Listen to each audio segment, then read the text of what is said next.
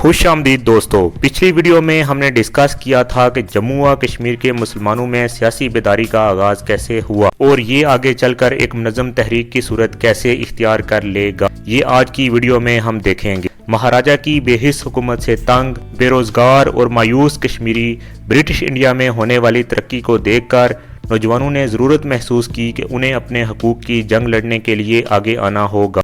चनाचा चंद middle class नौजवानों ने मिलकर एक मिडिल क्लास सियासी तर्ज की अप्रोच का सहारा लिया और गैर रस्मी तरीके से खुद को मुनज़्ज़म करना शुरू कर दिया। चूँकि महाराजा ने हर किस्म की सियासी तंजीमों पर पाबंदी लगाई हुई थी, इसलिए वो रीडिंग रूम का मेंबर होने की आड़ में बहाने से मिलने लगे। इन मुलाकातों में वो इस जुल्म और नाइंसाफ़ी के खिलाफ जो महाराजा की तरफ से अवाम पर और खुसूसन कश्मीरी पढ़े लिखे नौजवानों पर हो रहा था, उसके खिलाफ लड़ने और मुख्तलिफ तरीक़ों पर उसके खिलाफ बात करने की कोशिश करते।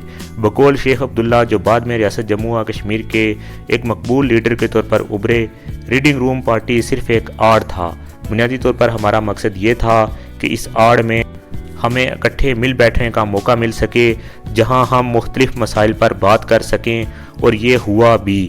उन्होंने कहा कि जब हम लोग रियासत के अवाम पर महाराजा के जुल्म व सितम पर बात करते थे और मुसलमान कश्मीर की हालत देखते थे तो हम रो पड़ते थे। रियासत में तमाम ओहदों पर अनपढ़ महाराजा के ख़ानदान के लोग मुसल्लत थे। आप इस बात से अंदाज़ा लगा सकते हैं कि मौजूदा मीरपुर शहर का डिप्टी कमिश्नर 1920 में, जिसका नाम मक्खन सिंह था, वो बिल्कुल चिट्टा अनपढ़ था। रीडिंग रूम पार्टी की पहली मीटिंग में ख्वाजा गुलाम अहमद आशियाई, जो कि रीडिंग रूम पार्टी के ख्याल के बानी थे, उन्होंने इस बात पर जोर दिया कि महाराजा की फ़िरका वरीयत मुसलमानों से इम्तियाजी सलूक पर मबनी और उनके माशी हालात की बदहाली को बेनकाब किया जाए। मज़ीद कुछ मसाइल को पहली मीटिंग में डिस्कस किया गया, जैसा कि मुसलमानों के मजहबी मकामात पर डोगरा राज का कब्ज़ा, सरकारी मुलाजमतों में मुसलमानों के लिए मौक़ों में कमी, महाराजा की एंटी मुस्लिम माशी पॉलिसियाँ वगैरह शामिल थे। इस तरह रीडिंग रूम पार्टी के मकासद वाजिया हो गए। सब ने मिलकर तय किया कि बजाय स्टेट लेवल की पार्टी बनाने के और मुहिम चलाने के, हम लोग मिडिल क्लास पॉलिटिकल अप्रोच पर चलते हुए अपने हकूक़ हासिल करेंगे और इंसाफ का मुतालबा करेंगे, ताकि अवाम में भी एक बेदारी की लहर पैदा हो। इस मकसद के लिए पार्टी ने 2 रास्तों का इंतखाब किया ताकि इन मकासद की तकमील मुमकिन हो सके। पहला रास्ता, एक लिस्ट बनाई जाए जिसमें तमाम सरकारी मुलाजमतों के लोगों का नाम, उनकी सैलरी, उनका ओहदा शामिल हो और ये लिस्ट अखबारों में छापी जाए ताकि मुसलमानों के साथ होने वाली जुल्म और नाइंसाफ़ी सामने आ सके। दूसरा, मुसलमानों के मजहबी, सियासी और माशी हालत ज़ार के ऊपर अखबारात में आर्टिकल्स लिखे जाएँ ताकि रियासत के अंदर और बाहर दोनों सतह से हुकूमत मुखालिफ कैंपेन चलाई जा सके। इन मकासद को हासिल करने के लिए रीडिंग रूम पार्टी ने मुनज़्ज़म किस्म की तंजीम साजी करने का सोचा और बाहम इत्तफाक राय से ओहदे तकसीम कर दिए। पहले पार्टी इलेक्शन में मोहम्मद रजब को सदर, जबकि शेख अब्दुल्ला को जनरल सेक्रेटरी चुना गया। मुफ्ती जलालुद्दीन, हकीम अली पीरजादा, अहमद शाह फाजली, हाकिम गुलाम मुर्तज़ा मैनेजिंग कमेटी के मेंबर के तौर पर चुने गए। रीडिंग रूम पार्टी ने माशी और इखलाकी हमायत के लिए चंद मुस्लिम सरमायादारों की तरफ रजू किया, जिनमें ख्वाजा सैयदुद्दीन शाल, मुफ्ती अब्दुल वकील, आगा सैयद हुसैन जलालाई, हाफिज मोहम्मद इस्माइल, मौलवी ज़ियादुद्दीन और ख्वाजा असदुल्ला वगैरह शामिल थे। लेकिन अब मसला ये था कि रियासत में तो प्रिंट मीडिया बिल्कुल भी नहीं था और ना ही कोई प्रेस था जिससे वो अपने आर्टिकल छाप सकें। इसलिए उन्होंने तय किया कि वो अपने आर्टिकल पंजाब के उर्दू अखबारात में छापेंगे और फिर इन अखबारात को वहाँ से लाकर रियासत की मुस्लिम कम्यूनिटी में तकसीम करेंगे।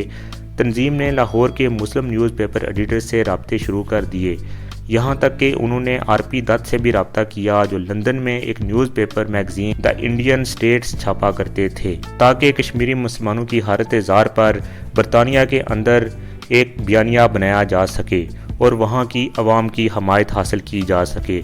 इसी तरह बाकी दुनिया की तवज्जो भी हासिल की जा सके। हकीम गुलाम सफ्दर हमदानी अपनी डायरी में लिखते हैं कि पार्टी के मेंबर्स अमूमन हर हफ्ते में एक बार किसी घर में मिलते थे। चूँकि वो हर डिपार्टमेंट में मौजूद मुलाजमतों के नाम और मज़हब वगैरह की लिस्ट बना रहे थे, इसके साथ साथ वो मुलाजमों की सैलरी और उनका ओहदा भी लिख रहे थे, तो वो लिखते हैं कि हर डिपार्टमेंट में मुसलमान शामिल नहीं थे, बल्कि कई ऐसे डिपार्टमेंट थे जहाँ कोई भी मुसलमान शामिल नहीं था।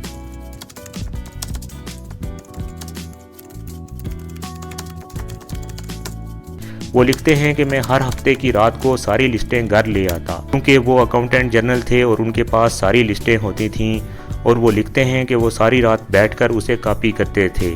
مزید وہ لکھتے ہیں کہ میرے آرٹیکل انگلش میں ہوتے تھے، ان کو اردو میں ترجمے کے لیے جموں بھیج دیا جاتا تھا، جہاں ان کا اردو ترجمہ ہونے کے بعد اخبارات جیسے زمیندار، سیاست اور انقلاب وغیرہ میں چھاپ دیا جاتا تھا۔ اب اگلا مرحلہ دنیا کی توجہ حاصل کرنا تھا۔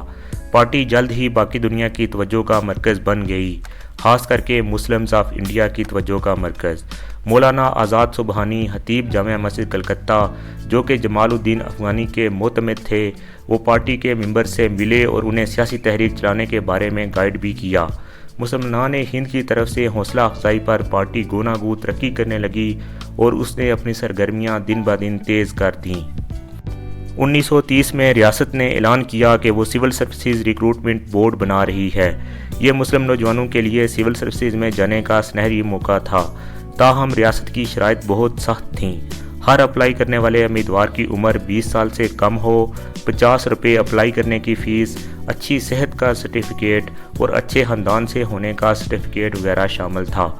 ریڈنگ روم پارٹی نے مہاراجہ کی ریجنسی کونسل کو ایک میمورنڈم جمع کروایا، جس میں انہوں نے ریکروٹمنٹ پالیسی کے اوپر اپنے تحفظات کا اظہار کیا۔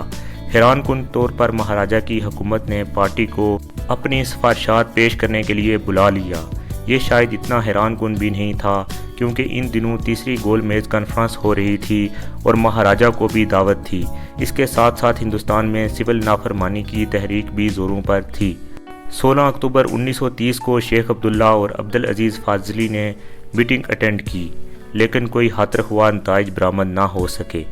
اسی دوران ریڈنگ روم پارٹی نے ریاست میں خفیہ طور پر اپنی سرگرمیاں تیز کر دیں اور مہاراجہ مخالف بیانیہ بنانا شروع کر دیا۔ یہ جون 1931 کی بات ہے، جب جموں کے ایک ضلع ریاسی میں ہندوؤں نے مسلمانوں کی ایک مسجد پر قبضہ کر دیا اور امام کو جمعے کا خطبہ دینے سے روک دیا۔ ہندوؤں کے اس عمل سے مسلمانوں میں شدید غصہ پیدا ہوا اور یہ بھی کہا جانے لگا انہوں نے مسجد اور قرآن پاک کی بے حرمتی کی ہے، جس کی وجہ سے بہت زیادہ مظاہرے ہوئے۔ ینگ مینز مسلم ایسوسی ایشن، جس کا ہم نے آپ کو پچھلی ویڈیو میں بتایا تھا، اور ریڈنگ روم پارٹی نے اس کا بھرپور فائدہ اٹھایا اور لوگوں کے جذبات کو مہاراجہ کی حکومت کے خلاف استعمال کرنے کی کوشش کی، اور وہ اس میں کافی حد تک کامیاب رہے۔ 8 جون 1931 کو انہوں نے سری نگر جامع مسجد کے باہر ایک تاریخی مظاہرہ کیا۔ اس طرح ریڈنگ روم پارٹی اب خفیہ کمروں سے نکل کر عوام میں آ چکی تھی۔ اس سے اگلی ویڈیو ہم 13 جولائی 1931 کو سینٹرل جیل سری نگر میں ڈوگرا فوج کے ہاتھوں مسلمانوں کی شہادت اور تحریک آزادی کے باقاعدہ آغاز پر بات کریں گے، جو کہ ہمارا تاریخ کشمیر سیریز کا اہم پارٹ ہے۔ Channel subscribe